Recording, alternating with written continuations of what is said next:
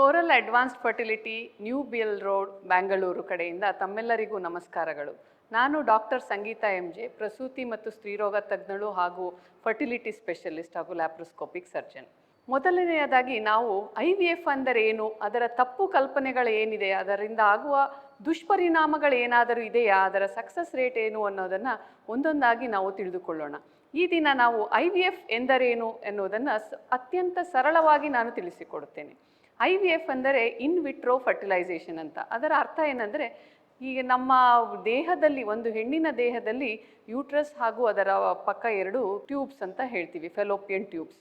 ಅದರ ಎರಡು ಬದಿಯಲ್ಲಿ ಎರಡು ಓವರೀಸ್ ಅಥವಾ ಅಂಡಾಶಯಗಳು ಇರುತ್ತವೆ. ಮಗು ಆಗಬೇಕಂದ್ರೆ ಹೆಣ್ಣಿನಿಂದ ಒಂದು ಅಂಡಾಣು ಹಾಗೂ ಗಂಡಿನಿಂದ ಒಂದು ವೀರ್ಯಾಣು ಸೇರಿ ಮಗು ಅಥವಾ ಭ್ರೂಣ ಎಂಬ್ರಿಯೋ ಆಗಿ ಅದು ಯೂಟ್ರಸ್ನ ಒಳಪದರ ಎಂಡೋಮೆಟ್ರಿಯಮ್ ಅಂತ ಏನು ಹೇಳ್ತೀವಿ ಅಲ್ಲಿ ಇಂಪ್ಲಾಂಟೇಷನ್ ಆಗಿ ಬೆಳೆಯುವಂಥದ್ದು.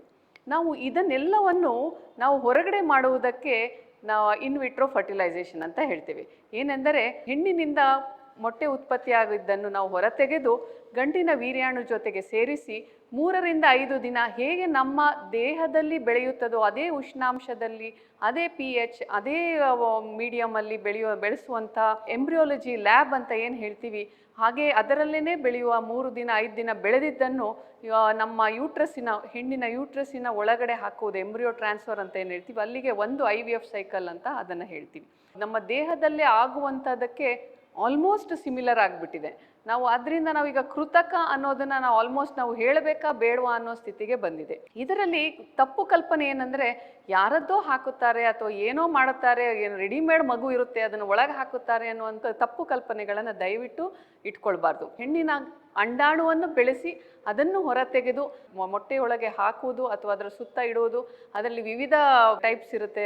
IVF ಅಂತ ಹೇಳ್ತೀವಿ, ICSI ಅಂತ ಹೇಳ್ತೀವಿ, IMSI ಅಂತ ಹೇಳ್ತೀವಿ. ICSI ಅಂದರೆ ಇಂಟ್ರಾಸೈಟೋಪ್ಲಾಸ್ಮಿಕ್ ಸ್ಪರ್ಮ್ ಇಂಜೆಕ್ಷನ್. IMSI ಅಂದರೆ ಕೆಲವೊಮ್ಮೆ ತುಂಬ ಸ್ಪರ್ಮ್ಸು ಚೆನ್ನಾಗಿರೋದಿಲ್ಲ, ಅದರಲ್ಲಿ ಒಳ್ಳೆಯದನ್ನು ಚೆನ್ನಾಗಿರೋದನ್ನು ನಾವು ಆರಿಸಿ ತೆಗೆದು ಅದನ್ನು ಎಗ್ಗೆ ಒಳಗೆ ಇಂಜೆಕ್ಟ್ ಮಾಡೋದಕ್ಕೆ IMSI ಅಂತ ಹೇಳ್ತೀವಿ. ಹೀಗೆ ನಾನಾ ವಿಧಾನಗಳಿವೆ. ನಮ್ಮ ಸೈನ್ಸು ಅತ್ಯಂತ ಮುಂದೆ ಹೋಗಿದೆ. ಮಗು ಆಗುವಂತಹ ಒಂದು ವಿಧಾನವನ್ನೇ ನಾವು ಹೊರಗಡೆ ಲ್ಯಾಬಿನಲ್ಲಿ ಮಾಡಬಹುದು. ಅದು ಈಗ ಅತ್ಯಂತ ಸೂಕ್ಷ್ಮವಾಗಿ, ಅತ್ಯಂತ ಕೃತಕವಲ್ಲದೆ ಅದೇ ಮಾದರಿಯಲ್ಲಿ ಮಾಡುವುದರಿಂದ ನಮ್ಮ ಸಕ್ಸಸ್ ರೇಟ್ ಕೂಡ ಅತ್ಯಂತ ಹೆಚ್ಚಿದೆ. ಹಾಗೆ ಇದರಿಂದ ಬೆಳೆಯುವ ಮಗು ಅದು ಸೇಮ್ ಅವರ ಅಪ್ಪ ಅಮ್ಮನ ಜೀನ್ಸ್ ಏನಿರುತ್ತೆ ಅದೇ ಇರುತ್ತೆ. IVF ಎಂದರೆ ಕೆಟ್ಟದ್ದಲ್ಲ.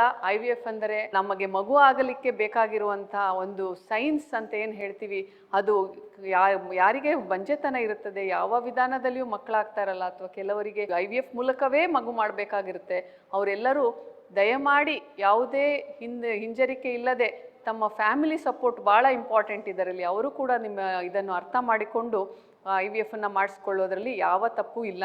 ಅದರಲ್ಲಿ ಅತ್ಯಂತ ಸಕ್ಸಸ್ ರೇಟ್ ಇರೋದರಿಂದ ನೀವು IVFಗೆ ಮೊರೆ ಹೋಗಬಹುದು. ಎಲ್ಲರಿಗೂ IVF ಬೇಕಾಗಿರೋದಿಲ್ಲ. ನಾನು ಯಾರಿಗೆ IVF ಬೇಕು ಅನ್ನೋದನ್ನು ಮುಂದಿನ ಭಾಗದಲ್ಲಿ ತಿಳಿಸಿಕೊಡುತ್ತೇನೆ. ನಮಸ್ಕಾರಗಳು.